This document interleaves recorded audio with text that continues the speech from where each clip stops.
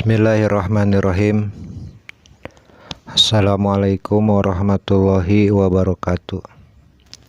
Innal hamdanillah nahmaduhu wa nasta'inuhu wa nastaghfiruh wa na'udzu billahi min syururi anfusina wa min sayyiati a'malina may yahdihillahu fala mudhillalah wa may yudlilhu fala hadiyalah. Asyhadu an la ilaha illallah wahdahu la syarikalah wa asyhadu anna sayyidana Muhammadan abduhu wa rasuluhu alladzi la nabiyya ba'dah.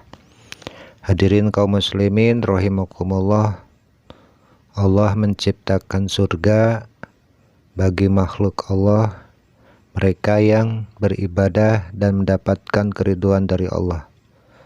Dan Allah ciptakan neraka bagi mereka yang durhaka kepada Allah Subhanahu wa taala karena tidak melaksanakan apa yang menjadi titah Allah Subhanahu wa taala. Namun sering dipertanyakan, apakah surga itu hanya ditempati oleh golongan manusia dan jin? Ternyata dalam kitab Hasisah Qisah Al-Mi'raj, Syekh Ahmad Ad-Dardiri menyebutkan bahwa ada 10 hewan yang kelak akan masuk surga. Meski dalam kitab itu tidak disebutkan satu persatu secara lengkap, tapi berikut ini akan saya sampaikan ulasan-ulasan singkat sesuai yang dijelaskan dalam kitab Sirah dan Tarikh. Ada 10 binatang yang akan menghuni surga. Pertama adalah buruk. Buruk adalah tunggangan Nabi Shallallahu Alaihi Wasallam yang merupakan hewan surga yang dipilih oleh malaikat Jibril untuk menjadi tunggangan Nabi Muhammad dalam menempuh perjalanan Isra dan Mi'raj. Buruk itu terpilih karena kerinduannya berjumpa dengan sang Nabi, sang kekasih. Nama buruk sendiri berasal dari kata barqu yang memiliki arti kilat. Pasalnya dinamai dengan buruk atau kilat karena hewan ini melaju dengan sangat cepat, secepat kilat, sehingga mempersingkat waktu tempuh Rasulullah dari Masjidil Haram ke Masjidil Aqsa hingga ke Sidratul Muntaha dengan hanya waktu 1 malam. Menurut sejumlah riwayat, buruk merupakan hewan seperti kuda, berbulu putih, memiliki sayap di kedua pahanya. Ukuran tubuhnya lebih besar dari keledai, namun lebih kecil dari kuda. Kelebihannya, selain berjalan cepat, kaki depannya bisa terangkat saat jalan menurun dan kaki belakang terangkat saat jalan menanjak. Kelak hewan ini akan kembali masuk surga. Demikianlah seperti apa yang didapat dari hadis riwayat Abu Ya'la dari Ibnu Mas'ud. Binatang kedua yang akan masuk surga adalah untanya Nabi Saleh. Allah memberikan mujizat kepada Nabi Saleh berupa unta hamil yang keluar dari batu. Unta itu menghasilkan susu segar yang dapat dinikmati orang-orang sekampungnya. Namun di antara penduduk Samud, ada yang jahat dan sampai tega membunuh unta tersebut. Akibat perbuatan kaum Samud itu, Allah menurunkan azab hujan batu kepada mereka. Nabi Saleh dan orang-orang yang beriman selamat, sementara mereka yang ingkar adalah dilanda dengan kebinasaan. Dikabarkan unta ini diperkenankan Allah untuk masuk surga. Mujizat dari kerasulan Nabi Saleh pun diabadikan dalam Al-Quran, yang artinya, dan kami telah mengutus kepada kaum Samud saudara mereka Saleh. Ia berkata, hai kaumku, sembahlah Allah, sekali-kali tidak ada Tuhan bagimu selainnya. Sesungguhnya telah datang bukti yang nyata kepadamu dari Tuhanmu. Unta betina Allah ini menjadi tanda bagimu, maka biarkanlah dia makan di bumi Allah, dan janganlah kamu mengganggunya dengan gangguan apapun, yang karenanya kamu akan ditimpa siksa yang amat pedih. Terdapat dalam surat Al-A'raf. Yang ketiga adalah anak sapi dari Nabi Ibrahim. Nabi Ibrahim adalah seorang yang sulit mendapatkan keturunan. Berbagai usaha sempat ditempuhnya bersama istrinya Siti Sarah. Tetapi Allah Subhanahu wa Ta'ala belum juga mengabulkannya.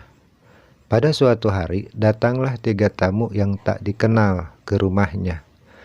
Sebagai orang yang gemar memuliakan, Nabi Ibrahim tetap memuliakan mereka dengan hidangan.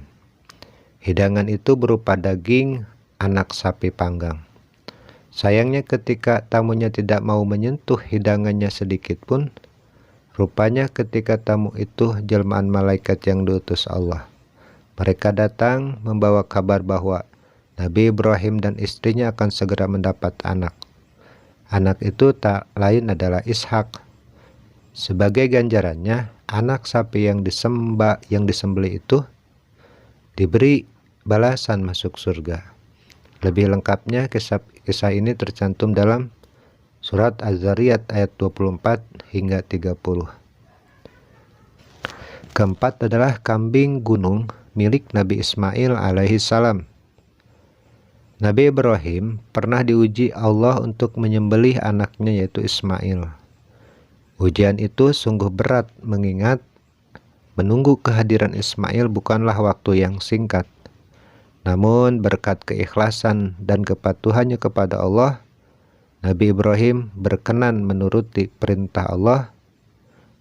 Begitupun dengan putranya yaitu Ismail. Hingga pada suatu ketika hendak disembelih, Nabi Ismail diganti dengan seekor kambing yang gemuk dan sehat. Rupanya begitu cepat malaikat mengganti dan menyelamatkannya dari penyembelihan sang ayah. Cerita dramatis ini pun dimuat dalam Al-Quran, tepatnya dalam surat As-Saffat ayat 102 sampai 107. Yang kelima adalah burung hudhud milik Ratu Bilqis. Burung hudhud termasuk jenis burung pelatuk yang disebut Allah dalam Al-Quran surat An-Naml ayat 20 hingga 40.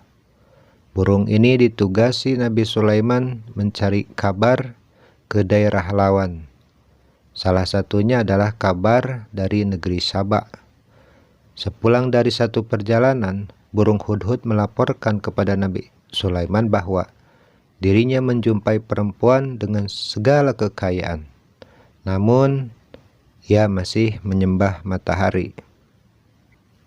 Rupanya Allah memberikan keistimewaan pada burung itu berupa kemampuan fisik dan juga daya jelajah yang hebat, sehingga burung ini dapat terbang jauh dan tidak pernah tersesat.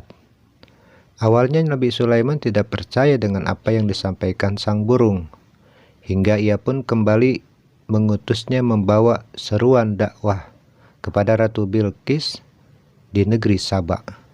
Setelah mengantarkannya, hudhud diperintah untuk mengamati bagaimana tanggapan Ratu Saba atas dakwahnya Nabi Sulaiman. Mendapat surat kiriman, Ratu Bilqis segera mengumpulkan para pembesar kerajaan. Mereka kemudian berunding apa yang harus dilakukan untuk merespon surat dari Nabi Sulaiman. Hasilnya adalah mengirim utusan untuk mengantarkan hadiah kepada Raja Sulaiman di Yerusalem. Burung hudhud terbukti benar telah menunjukkan tentang kerajaan Saba yang tidak diketahui waktu itu oleh Nabi Sulaiman. Berkat jasanya, burung hudhud pun dijamin Allah akan masuk surga. Yang keenam adalah semut Nabi Sulaiman. Hewan berikutnya yang dijamin akan masuk surga ialah semut-semut yang berbincang dengan Nabi Sulaiman. Kisahnya berawal dari perjalanan Nabi Sulaiman dengan pasukannya ke sebuah daerah.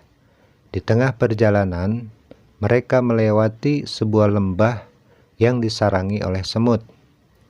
Melihat kedatangan Nabi Sulaiman alaihissalam, maka Raja Semut langsung memerintahkan rakyatnya untuk masuk ke dalam sarang.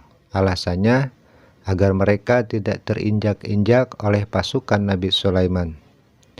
Mendengar instruksi Raja Semut kepada rakyatnya, maka Nabi Sulaiman meminta pasukannya berhenti seraya memberi kesempatan kepada kawan semut memasuki sarang. Setelah kawanan semut memasuki sarang, Nabi Sulaiman berbincang dengan Raja Semut. Dari pembicaraannya terungkaplah tujuan Raja Semut yang sesungguhnya.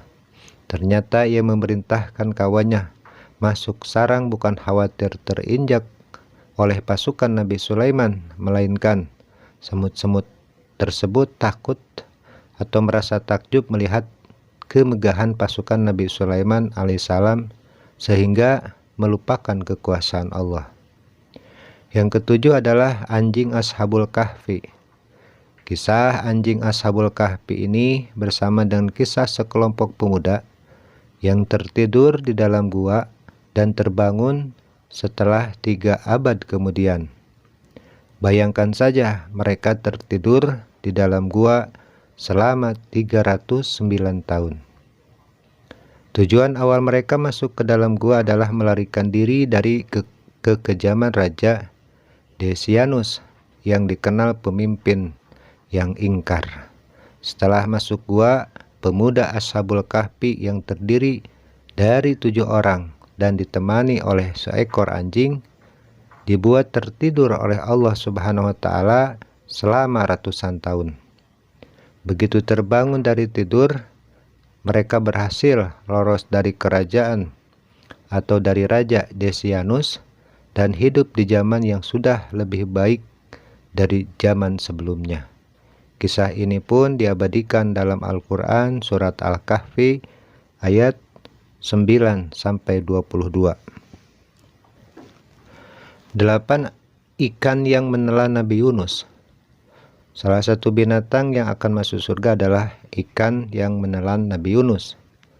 Dikisahkan perjalanan dakwah Nabi Yunus mendapat penolakan keras dari kaum Ninawa. Alasan penolakan mereka adalah karena Nabi Yunus seorang pendatang. Hingga akhirnya Nabi Yunus merasa putus asa dan pergi menaiki kapal yang penuh dengan muatan.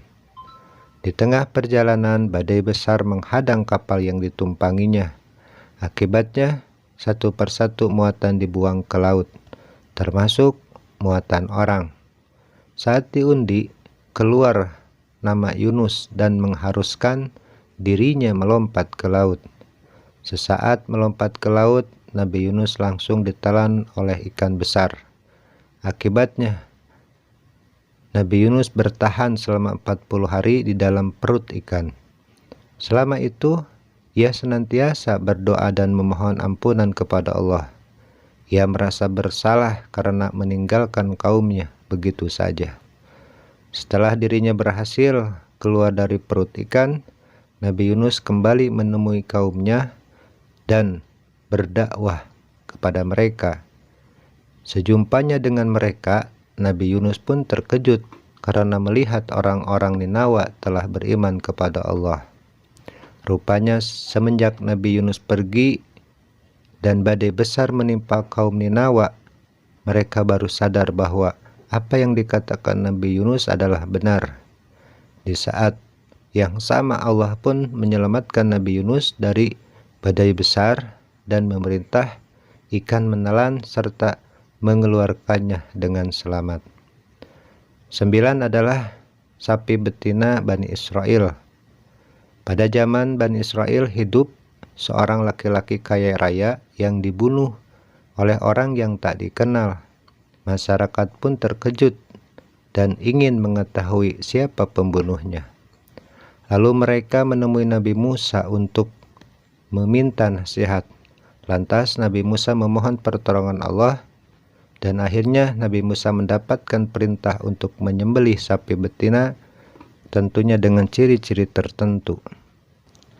Beberapa cirinya diantaranya adalah seperti sapi tersebut tidak boleh terlalu tua, juga tak boleh terlalu muda, memiliki kulit yang bersih, dan tidak pernah membajak sawah.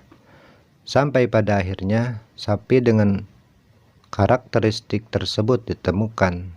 Setelah sapi disembelih, Nabi Musa memukulkan dagingnya kepada jasad laki-laki yang dibunuh tadi. Di luar dugaan, jenazah itu benar-benar bangkit dari kematiannya. Nabi Musa pun bertanya, "Siapa yang membunuhmu?" Lalu jenazah itu menjawab bahwa orang yang membunuhnya adalah kerabatnya sendiri. Sebagai balasan sapi itu pun, kelak sapi itu akan Allah masukkan ke dalam surga. Dan yang terakhir adalah hewan yang akan masuk surga adalah keledai Nabi Uzair. Dalam suatu perjalanan menunggangi keledai, Nabi Uzair berhenti di sebuah desa yang hancur akibat peperangan. Tulang-tulang manusia berserakan di mana-mana. Dalam hati Nabi Uzair sempat bertanya, bagaimana Allah menghidupkan tubuh-tubuh hancur ini seperti ini? Allah menjawab pertanyaannya, ia ditidurkan di bawah pohon selama 100 tahun. Tubuhnya sampai hancur dengan tanah, begitupun keledainya. Ketika Nabi Uzair terbangun, tubuhnya kembali utuh. Saat itu pula dirinya menyaksikan kekuasaan Allah membangkitkan keledainya yang sudah hancur jadi tulang, bahkan yang sudah menjadi tanah. Berkat jasanya menjadi bukti kekuasaan Allah, keledai itu pun dijamin masuk surga. Mudah-mudahan bermanfaat. Wassalamualaikum warahmatullahi wabarakatuh.